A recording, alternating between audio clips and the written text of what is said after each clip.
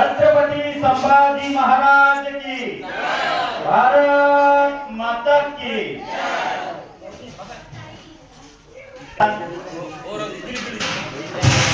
हिंदुस्थानचे आराध्य दैवत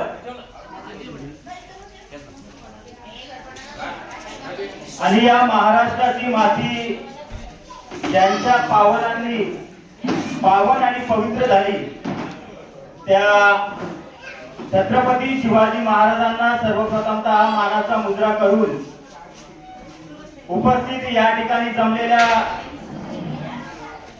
माझ्या बांधवांनो, भगिनींनो आणि मातांनो, शक्ती भक्ती पायी दिंडी सोहळा शिवविचारांचा जागर अशा घोषवाक्याखाली आपण हा उपक्रम या ठिकाणी सुरू केलेला आहे। माझी विनंती आहे की जास्त वेळ तुमचा घेणार नाही मी, आणि मला याची कल्पना देखील आहे की जेवल्यानंतर तुमच्यापेक्षा जास्त परीक्षा ही माझी होणार आहे, आणि म्हणून तुम्हा सगळ्यांना मी विनंती करतो की थोडा वेळ आपण शांतता बाळगायची आहे, आणि माझं बोलणं चालू असताना जर कोणाला कंटाळा आला तर त्यांनी सांगायचं बिंदास की आता कंटाळा आला तर बस करा, तर मी थांबून जाईल, असं काय नाही। शेवटी तुम्ही माझी माणसं आहे।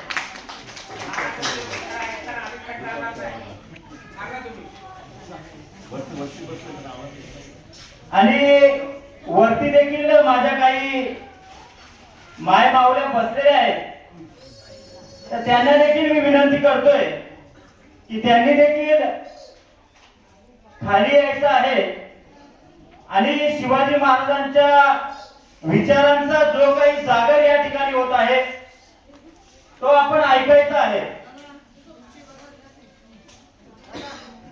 शक्ती भक्ती पायी दिंडी सोहळा शिवविचारांचा जागर अशा घोषवाक्यामध्ये आपण हा उपक्रम चालू केलेला आहे। हे आपल्या या उपक्रमाचं 3रं वर्ष आहे। नवीन वर्षाच्या पूर्वसंध्येला आपण शिवनेरीच्या पायथ्याशी असता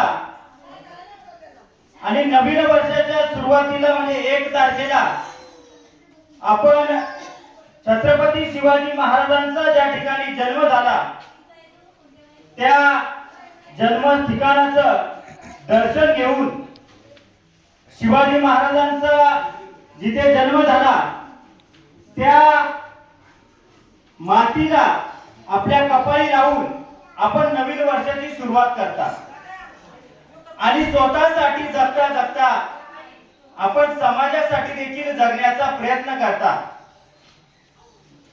निश्चितपणे पुढील वर्षभर स्वतःसाठी जगताना, समाजासाठी जगताना जी ऊर्जा हवी असते, जी प्रेरणा हवी असते, ती प्रेरणा आपल्याला छत्रपती शिवाजी महाराजांचा जन्म ज्या ठिकाणी झाला त्या शिवनेरी या मातीतून ती प्रेरणा, ती ऊर्जा, तो आदर्श आपण घेत असतो।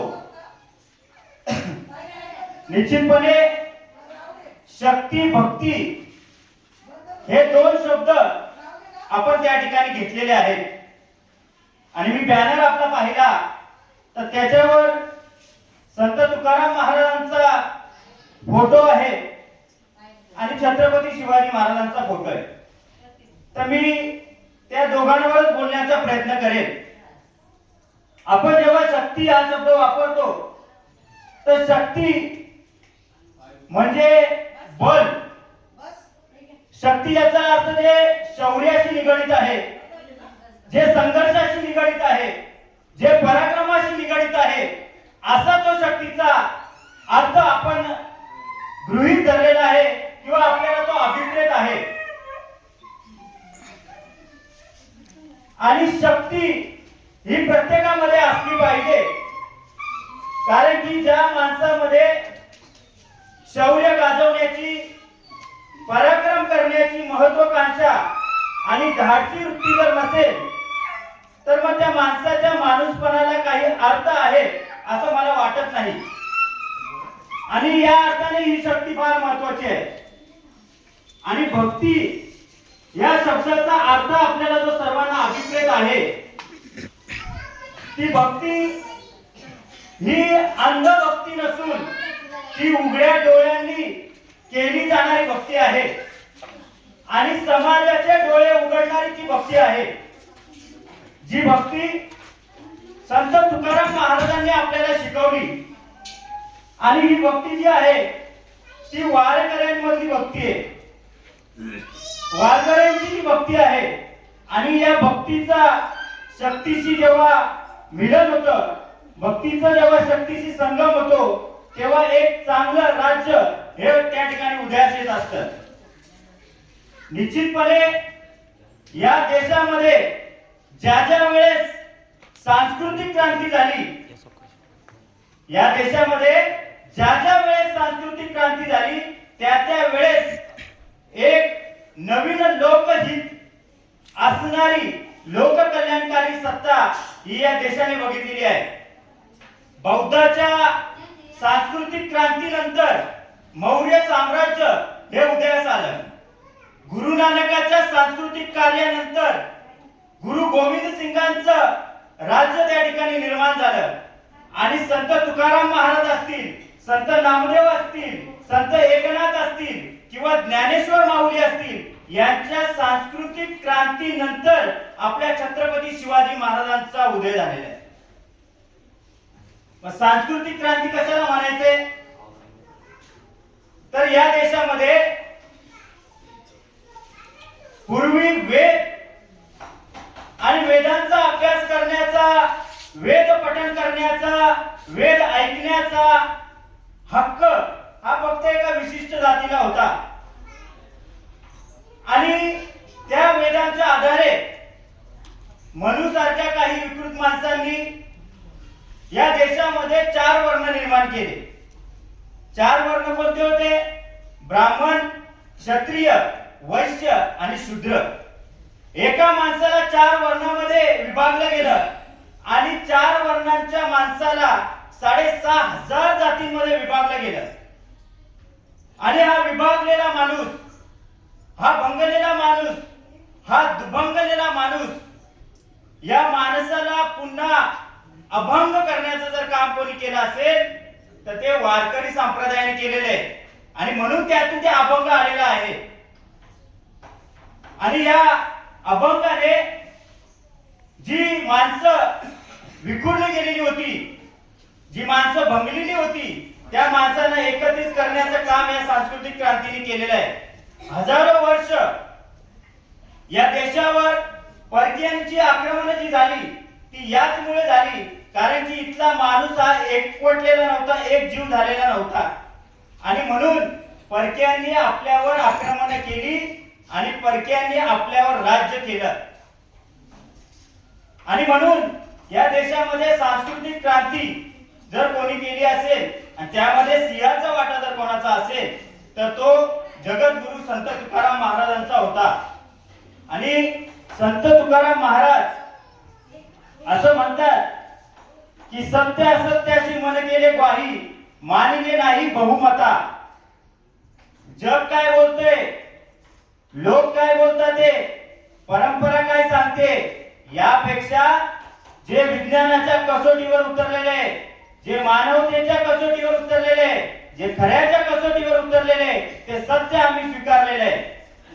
आणि मग ते सत्य काय आहे, तर सत्य हे की विष्णुमय जग वैष्णवाचा धर्म, विष्णुमय जग वैष्णवाचा धर्म, भेदा भेद भ्रम अमंगळ. ऐका जिया तुम्ही भक्त भागवत, करा ते हित जे सत्य आहे. नका करू कोणी दुसऱ्याचा मस्तर, नका करू कोणी दुसऱ्याचा मस्तर, वर्म सर्मेश्वर पूजनाचे. तुका म्हणे सर्व एका देहाचे अवयव, तुका म्हणे सर्व एका देहाचे अवयव, सुख दुःख जीव भोग पावे. म्हणजे ते दुःख माझं आहे, तेच दुःख समाजातील इतर कोणत्याही जातीतील कोणत्याही धर्मातील माणसाचं आहे. जर माझ्या पायामध्ये काटा गेला तर मला जितकं दुःख होणार आहे तितकंच दुःख हे कोणत्याही माणसाच्या पायामध्ये काटा गेल्यावर होणार आहे. हे तुकाराम महाराज सांगतात. तुकाराम महाराज पुढे जाऊन म्हणतात, तुकाराम महाराज असं सांगतात की जे का रांजले गांजले त्याची जो म्हणे आपुले, तोच साधू ओळखावा देव तेथेची जाणावा. जाणायला सांगितलेले, मानायला सांगितलेलं नाही. आणि जाणायचं कोणाला असतं? जो आपल्याला प्रत्यक्ष दिसतो, ज्याच्या इतिहासात खानाखुणा आहेत, ज्याच्या भौगोलिक खानाखुणा आहेत, ज्याचा आदर्श आहे, ज्याचा विचार आहे, त्याला जाणायचं असतं. आणि जगातील कोणत्याच माणसाने ज्याला पाहिलेलं नाही परंतु आपण ऐकत ज्याच्याबद्दल आलेलो आहे त्याला आपण मानतो. तर शिवाजी महाराज हा विषय जाणण्याचा विषय आहे. शिवाजी महाराज हा विषय मानण्याचा नाही, तो जाणण्याचा विषय आहे. कारण शिवाजी महाराजांवर जे संस्कार आहेत ते या वारकरी संप्रदायाचे संस्कार आहेत, तुकाराम महाराजांचे संस्कार आहेत. आणि हे संस्कार महासाहेब जिजाऊंनी आपल्या शिवाजी राजाला त्याच्या बालमनावर हे संस्कार पेरलेले असल्यामुळे शिवाजी महाराज हा एवढा मोठा राजा झाला. शिवाजी महाराज हा एक विचार आहे आणि हा विचार घेण्यासाठी आपण या ठिकाणी आलो आहोत. आपण पायी दिंडी करत आलात, आपण पायी चालत आलात, परंतु जाताना आपण विचार घेऊन गेले पाहिजे. आपण लढायला शिकलं पाहिजे, आपण संघर्ष करायला शिकला पाहिजे आणि आपण अन्यायाविरुद्ध बोलायला शिकलं पाहिजे. हे जर आपण शिकणार नसू तर शिवाजी महाराजांच्या विचारांचा जागर होणार नाही असं मी मानतो. शिवाजी महाराज 15 वर्षाचे असताना त्यांच्याच परगण्यातील त्यांनीच नेमलेल्या एका पाटलाने, राजाच्या पाटलाने, बाबाजी बिन भिकाजी त्याचं नाव, बाबाजी बिन भिकाजी गुजर पाटील असं त्या पाटलाचं नाव, या पाटलाने एका कुणब्याच्या मुलीवर बलात्कार केला. आणि राजाच्या एका पाटलाने जर कुणब्याच्या मुलीवर, एका शेतकऱ्याच्या मुलीवर बलात्कार केला असेल तर या पाटलाची तक्रार घेऊन जायचं कोणाकडे? पाटला विरुद्ध तक्रार करायची कोणी? परंतु त्या मुलीचा बाप हिम्मत करून शिवाजी राजांकडे गेला आणि घडलेला प्रकार ज्यावेळेस शिवाजी महाराजांना त्यांनी सांगितला, शिवाजी महाराजांची तळपायाची आग मस्तकाला गेली. शिवाजी महाराज रागाने लालबुंद झाले आणि शिवाजी महाराजांनी आदेश दिला, जा आणि पाटलाच्या मुसक्या बांधून पाटलाला इकडे घेऊन या. मुसक्या बांधायच्या म्हणजे नेमकं काय करायचं? फक्त हातपाय बांधायचे नाही तर तोंडाला देखील दोर बांधायचा आणि एखाद्या ढोराप्रमाणे त्याला आणायचं. पाटलाला आणलं गेलं, पाटलावर रिसर खटला दाखल झाला आणि त्या खटल्यामध्ये पाटील दोषी आढळला. आणि दोषी आढळल्यानंतर शिवाजी राजांनी हुकूम दिला की पाटलाचे कोपऱ्यातून दोन्ही हात कापा आणि गुडघ्यापासून दोन्ही पाय कापा. त्या हुकुमाची अंमलबजावणी झाली. त्याच्यानंतर देखील पाटलाला सोडलं नाही.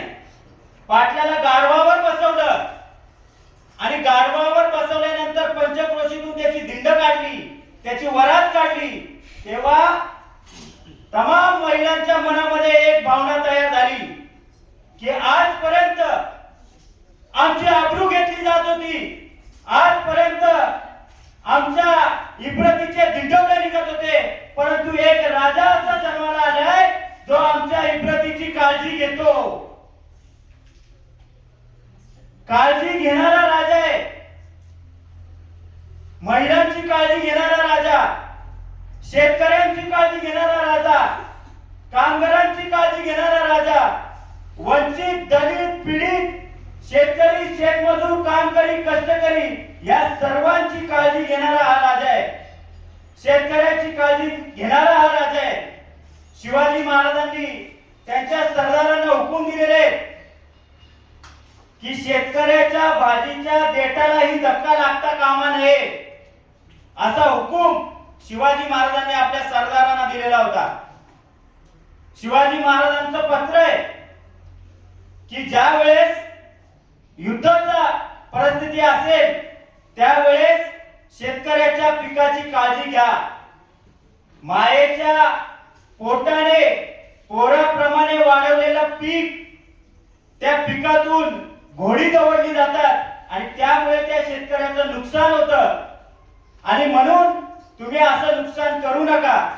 जर आवश्यकच असेल तर एका बाजूने जा आणि तरी देखील त्या शेतकऱ्याचं नुकसान होत असेल तर त्या शेतकऱ्याला त्याची भरपाई द्या. असा काळजी घेणारा हा राजा जेव्हा जन्माला येतो तेव्हा लोक त्याच्यासाठी मरायला तयार होतात. पन्हाळ्यावर वेढा लागलेला होता, सिद्धी जव्हारचा वेढा लागलाय आणि सिद्धी जव्हारनी योजना आखलेली आहे. आणि योजना काय? युद्ध करायचं नाही, मारामारी करायची नाही, काहीच करायचं नाही, फक्त वेढा टाकून हा बसलेला आहे. आणि त्यांनी एक योजना केलेली आहे की गडातून माणूस बाहेर निघणार नाही आणि बाहेरचा माणूस गडात जाणार नाही. दाना पाणी संपला की आपोआप शिवाजी आपल्या ताब्यात येईल, ही योजना त्या सिद्धी जव्हारने आखलेली आहे. आणि कोणीतरी एकाने शिवाजी राजांना आणि एकूणच सर्व सैनिकांना एक त्याची कल्पना बोलून दाखवली की आपण प्रति शिवाजी म्हणून कोणाला तरी जो शिवाजी महाराजांसारखा दिसतो अशा माणसाला आपण सिद्धी जव्हारकडे पाठवू. शिवाजी आपल्या हातामध्ये सापडला, या आनंदामध्ये वेढा ढिल्ला होईल आणि ढिल्ला झालेल्या वेढ्यामधून आपण आपला मार्ग काढू. त्यावेळेस शिवा काशीद नावाचा माणूस जो व्यवसायाने नावी होता तो पुढे आला आणि त्याने सांगितलं की महाराज, मी तुमच्यासारखा दिसतो, मी तुमच्यासारखी वेशभूषा केली तर निश्चितच मला ते शिवाजी समजतील. शिवा काशीदला काय माहित नव्हतं का सिद्धी जव्हारकडे गेल्यानंतर माझं मरण निश्चित आहे हे शिवा काशीदला माहिती होतं. तरी देखील शिवा काशीद मरायला तयार होता. वेड्यातून सुटका झाल्यानंतर घोडखिंडीमध्ये बाजीप्रभू देशपांडे आणि 500 बांधल मरायला तयार झाले. त्यांना माहिती होतं आपलं मरण निश्चित आहे. तरी देखील माणसं शिवाजी राजासाठी मरायला तयार होती. ती मरायला यासाठी तयार होती की महिलांची काळजी घेणारा, महिलांची आबरू वाचवणारा, महिलांची इज्जत ठेवणारा राजा जेव्हा जन्माला आला त्यावेळेस त्या महिलेला देखील वाटलं की माझा मुलगा मेला तरी चालेल, पण महिलेची आबरू राखणारा हा राजा जिवंत राहिला पाहिजे, त्याचं राज्य मोठं झालं पाहिजे. शेतकऱ्याची काळजी घेणारा हा राजा आहे. त्यावेळेस शेतकऱ्याला वाटलं की माझा एक मुलगा गेला तरी चालेल, पण शेतकऱ्याची काळजी घेणारा हा राजा जिवंत राहिला पाहिजे. आणि अशा प्रकारे सर्व माणसांना जवळ घेऊन, सर्व माणसांना सोबत घेऊन हे राज्य निर्माण झालेले आहे. शिवाजी महाराजांच्या विचारांचा जागर आपण करणार आहोत. पण हा करत असताना आज आपल्याला देखील शिवाजी महाराजांचा विचार म्हणजे नेमका काय? फक्त शिवाजी महाराज की जय एवढं म्हणणं आपला विचार आहे? एखाद्या रंगीन कहाणी ऐकणं, कोणी कशाला मारलं, अफजल खानाचा वध कसा झाला, शाहिस्ते खानाची बोटं कशी तोडली, आग्र्याहून सुटका कशी झाली, हे मीही खूप रंगून सांगू शकतो. परंतु आज समाजाला शिवाजी महाराजांच्या विचारांची गरज यासाठी आहे की आजचा समाज हा लढायला तयार नाही, रस्त्यावर उतरायला तयार नाहीये आणि एखादा माणूस चुकत असेल तर त्या चुकीला चूक बोलायला तो तयार नाहीये. शिवाजी महाराज आणि शिवाजी महाराजांच्या सैन्यातला एक सरदार, त्याचं नाव आहे सखुजी गायकवाड. या सखुजी गायकवाडनी शिवाजी महाराजांचा सरदार आहे, सरदार म्हणजे आजचा आमदार खासदार आहे. आणि या सरदाराने सावित्रीबाई देसाई या शत्रू पक्षातील एका स्त्रीवर बलात्कार केला. आणि बलात्कार का केला तर ही स्त्री एक किल्ला राखण्यासाठी 21 दिवस सकू गायकवाड बरोबर झुंजत होती. याचा पुरुषी अहंकार जागा झाला. एक महिला माझ्या बरोबर कशी काय लढू शकते, आणि तिला हरवल्यानंतर याने तिच्यावर अतिप्रसंग केला. ही गोष्ट जेव्हा शिवाजी महाराजांना कळाली तेव्हा शिवाजी महाराजांनी सकू गायकवाडचे दोन्ही डोळे काढून टाकले आणि जो किल्ला तो जिंकला होता त्याच किल्ल्यामध्ये त्याला कैद करून आयुष्यभर मरेपर्यंत त्याला त्या किल्ल्यामध्ये ठेवलं. याचा अर्थ काय? सत्याला सत्य बोलणं. माझा माणूस जरी चुकत असेल तर त्या चुकला चूक बोलणारा समाज आपल्याला निर्माण करायचा आहे. यूपी मध्ये ब्रिजभूषण सिंग म्हणून एक खासदार आहे आणि या खासदाराने आमच्या देशाचं प्रतिनिधित्व करणाऱ्या कुस्तीपटूंवर त्यांचं लैंगिक शोषण केलं, त्याच्यावर अत्याचार केला आणि देशाचं प्रतिनिधित्व करणाऱ्या या महिला दिल्लीच्या जंतर मंतरवर 1.5 ते 2 महिना उपोषण करत होते. परंतु या ब्रिजभूषण सिंगावर एक एफआयआर देखील दाखल झाला नाही आणि त्याबद्दल बोलायलाही कोणी तयार नाही. का? तर ब्रिजभूषण सिंग हा खासदार आहे. आज या महाराष्ट्रामध्ये 15,000 शाळा बंद व्हायला निघाल्या, पण त्यावर कोणी बोलायला तयार नाही. का? तर त्या सरकारमध्ये आमचा नेता आहे. मग आमचा आहे तर आम्ही कसं काय बोलणार? आज शेतकऱ्याची अवस्था काय? माझा मित्र ओंकार मोपेनी मला फोटो दाखवले परवा दिवशी. शेतकऱ्याची मतं मागायची असतील तर शेतकऱ्याच्या घरापर्यंतच नाही, मुतारांपर्यंत जाणारी व्यवस्था. परंतु त्या शेतकऱ्याला कृषी उत्पन्न बाजार समितीमध्ये टोकन मिळावा म्हणून आमचा शेतकरी 12-12, 14-14 तास त्या रांगेमध्ये उभा आहे. परंतु या व्यवस्थेला शरम वाटत नाही की या शेतकऱ्याच्या घरात जाऊन, नाही घरात पण गावात जाऊन कुपन द्यावे. या व्यवस्थेला याची लाज वाटत नाही.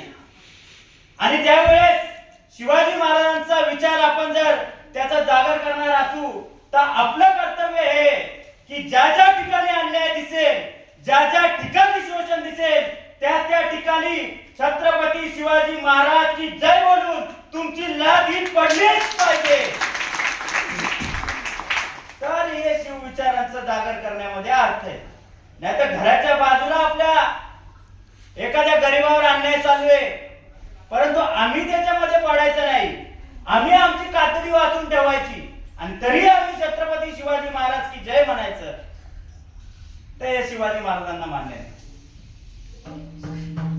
ज्या ज्या ठिकाणी आम्हाला अन्याय दिसेल त्या त्या ठिकाणी लढायला लावणारा जो विचार आहे तो हा शिवाजी महाराजांचा विचार आहे.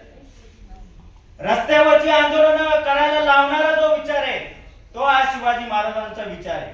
शोषण करणाऱ्या व्यवस्थेविरुद्ध भांडायला लावणारा जो विचार आहे तो हा शिवाजी महाराजांचा विचार आहे. तो आपल्याला घेऊन पुढे चालायचं आहे. उद्या तुम्ही शिवनेरीवर पोचाल आणि शिवनेरीची माती भाळाला लावाल तेव्हा त्यासोबत एक शपथ देखील घ्या की अन्याय होऊन देणार नाही, अन्याय करणार नाही आणि अन्याय सहन देखील करणार नाही. कारण जी शक्ती मी तुम्हाला सांगितली ती शक्ती ही आदिशक्ती तर आहेच परंतु ती संघ शक्ती देखील आहे. आज तुम्ही 300 माणसं या ठिकाणी आलेले आहात. प्रत्येकामध्ये शक्ती आहे आणि याचा संगम जर आपण 300 जणांनी केला तर 300 जणांची एक संघ शक्ती निर्माण होते. आणि एका माणसावर जर अन्याय होत असेल, एखादी घटना जर चुकीची होत असेल तर 300 लोक जर तुम्ही उभे राहिले तर कोणालाही माघार घेणं भाग पडेल. आणि म्हणून ही संघशक्ती आपल्याला निर्माण करायची आहे. आणि ही संघशक्ती निर्माण करताना आपल्या विचारांची माणसं अधिकाधिक कशी जोडता येतील यावर देखील आपल्याला लक्ष द्यायचं आहे. तेव्हा आपल्या शिवाजी महाराजांच्या विचारांचा समाज तयार होईल, तेव्हा आपल्या विचारांचा समाज निर्माण होईल. आणि सगळ्यात महत्वाचं बांधवांनो मी तुम्हाला सांगतो, खूप महत्वाचं आहे.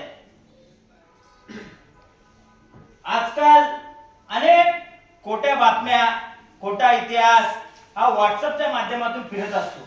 समाजामध्ये भांडण लावणारा, धर्मामध्ये भांडण लावणारा हा मेसेज व्हॉट्सअपच्या माध्यमातून फिरत असतो. आपल्याला एकच विनंती आहे की जी महान माणसं या देशामध्ये झाली त्यांनी विज्ञानाचा आधार घेऊन आणि वैज्ञानिक दृष्ट्या जे सत्य समोर आलं ते सत्य स्वीकारलेले आहे. आणि म्हणून आपण देखील इतिहासाच्या काही खोट्या गोष्टींच्या भानगडीमध्ये पडण्यापेक्षा आपण विज्ञानवादी कसं होऊ यावर आपण लक्ष दिलं पाहिजे. आपण या ठिकाणी जेवढे जमलेले आहोत आपण सर्व बहुजन समाजातली लोक आहोत आणि आपल्या मुलांना आपण शिकवलं पाहिजे. आपल्या मुलांना आपण अभ्यास करायला सांगितलं पाहिजे. आणि अभ्यास करत असताना शैक्षणिक अभ्यासाबरोबरच इतर अभ्यास देखील आपण सर्वांनी केला पाहिजे. आणि इतर अभ्यास जेव्हा आपण करू तेव्हा आपल्याला व्यवस्था कळेल. आणि व्यवस्था कळली की आपल्याला अन्याय कळतो. आणि अन्याय कळला की मग आपण अन्यायाविरुद्ध भांडायला तयार होतो. मग आपण अन्यायाविरुद्ध झगडायला तयार होतो. आणि म्हणून आपल्या मुलांनी वाचलं पाहिजे. लिहिणारे तेच असतात, वाचणारे तेच असतात, सांगणारे तेच असतात आणि रस्त्यावर भांडायला मात्र आपण असतो. रस्त्यावर रक्त आपलं जातं. आणि म्हणून इथल्या आलेल्या प्रत्येक मायमाऊलीला माझं म्हणणं आहे की आपल्या मुलांना जास्तीत जास्त शिकवा. आज मुरबाड असेल, शहापूर असेल या तालुक्यामध्ये ज्याची कलेक्टर व्हायची लायकी आहे, ज्या मुलाची कलेक्टर व्हायची लायकी आहे तोही मुलगा शिक्षक बनून राहिलेला आहे. का तर शिक्षणाचं महत्व हे आपल्यापर्यंत पोहोचत नाही. व्यवस्था आपल्याला कशी लुबाडते, व्यवस्था आपल्याला कशी लुटते, कशी नागवते हे जोपर्यंत आपल्याला कळणार नाही तोपर्यंत आपला समाज वर येणार नाही. तोपर्यंत आपण शासनकर्ती जमात बनणार नाही. आज आपले आमदार खासदार आहेत नाही असं नाही, पण लक्षात घ्या आपले आमदार खासदार हे पॉलिसी मेकिंग मध्ये कुठंच नाहीये. जिल्हा परिषद मध्ये आपले सदस्य निवडून जातात पण त्या जिल्हा परिषदेच्या शाळा बंद पडतात त्यांच्यावर त्यांचं नियोजन नाही, कारण की त्यांचा अभ्यासच नाही. पॉलिसी मेकिंग काय त्यांना माहितीच नाही, नियोजनामध्ये ते बिलकुल नाही. आणि हे जर आपल्याला करायचं असेल तर आपल्याला आपला प्रत्येक मुलगा शिकवायला लागणार. आणि तो जास्तीत जास्त जेव्हा शिकवेल तेव्हा तो आपल्या समाजाचं प्रतिनिधित्व करेल. आणि जेव्हा तो प्रतिनिधित्व करेल तेव्हा तो आपल्यावर अन्याय होणार नाही याची काळजी तो घेईल. आणि म्हणून आपण वाचलं पाहिजे, जास्तीत जास्त वाचा. ठरवा की मी वर्षाला निदान 5,000ची तरी पुस्तकं घरामध्ये आणेल. घरात पुस्तकं आणा, भले तुम्ही वाचत नसाल पण जेव्हा तुमची नवीन पिढी जन्माला येईल तेव्हा ती पुस्तक बघत बघत खेळेल, बागडेल. आणि जेव्हा ती मोठी होईल तेव्हा ते पुस्तक आपोआप हातात घेईल. का तर तुमच्या घरामध्ये पुस्तकांचं एक छोटी लायब्ररी बनलेली असेल. त्या मुलाला लहानपणापासून त्या पुस्तकांची आवड लागेल आणि तोच मुलगा उद्याचा शिवाजी होईल. आणि उद्याचा शिवाजी आपल्याला जर निर्माण करायचा असेल तर आजची आपल्याला ही तयारी आपल्याला मित्रांनो करावी लागेल. जास्त काही बोलत नाही, परंतु आमच्या विशे साहेबांनी असं सांगितलं होतं की जाता जाता कविराज भूषणाचे काही छंद तुम्ही ऐकवा, तर ते मी ऐकवतो आणि त्यानंतर माझ्या वाणीला मी विराम देतो. कविराज भूषण हा छत्रपती शिवाजी महाराजांचा जेव्हा राज्याभिषेक होणार होता त्यावेळेस रायगडावर आला होता आणि त्यावेळेस त्यांनी काही छंद हे शिवरायांच्या समोर बोलून दाखवले होते, गाऊन दाखवले होते. हे छंद असे होते की इंद्रजिनी जंब पर बावरचू अंब पर रावणच दंब पर रघुकुल राजे पौन परी बाह पर संबुरती नाह पर जो सहस्त्र बाह पर राम द्विज राज है दावा दंड पर चीता मृगजुंड पर भूषण वितुंड पर जैसे मृगराज है तेज तम अंश पर कन्न जिमी कंस पर तोम लेंच वंश पर शेर शिवराज है, शेर शिवराज है. आणि या कविराज भूषणाने शिवाजी महाराजांच्या सैन्याचं देखील वर्णन केलेलं आहे की साज चतुरंग वीर रंग में तुरंग चढ़ी सर जा शिवाजी जंग जीतन चलते हैं भूषण बनत नाद बिहद नगारन के नदी नद मद गैब रन के रलते हैं आइल बैल कैल बैल खल्ल कमे गैल गैल गजब किटाइल बैल सैल उसलत है तारा सतरनी दूरी धारा में लगत जिमी तारा पर पारा पारा वारी हलत है. असं सैन्य या शिवाजी महाराजांचे. ज्या वेळेस शिवाजी महाराजांचं सैनिक निघतंय कविराज भूषण असं म्हणतोय की त्यावेळेस नदी नाले आणि पर्वत देखील हलून उठतात ते असं ते शिवाजी महाराजांचं सैन्य अशा आवेशामध्ये अशा त्वेषामध्ये निघलेले. आणि या सह्याद्रीच्या दऱ्याखोऱ्यामध्ये आणि या हिंदुस्थानच्या दऱ्याखोऱ्यामध्ये छत्रपती शिवाजी महाराजांनी अक्षरशः तांडव मांडलेले. तांडव शिवशंकराचा तांडव आपल्या सर्वांना माहिती आहे. जटात विगलज्जल प्रवाह पावितस्थले गले लंबिता भुजंग तुंग मालिका डमट डमट डमट डम निनादवत्त मरवयो चकार चंद तांडवम तनोत्तुर शिव शिवाय. असं तांडव या शिवाजी महाराजांनी या हिंदुस्थानच्या दऱ्याखोऱ्यामध्ये या सह्याद्रीच्या दऱ्याखोऱ्यामध्ये मांडलेले. आणि असंच तांडव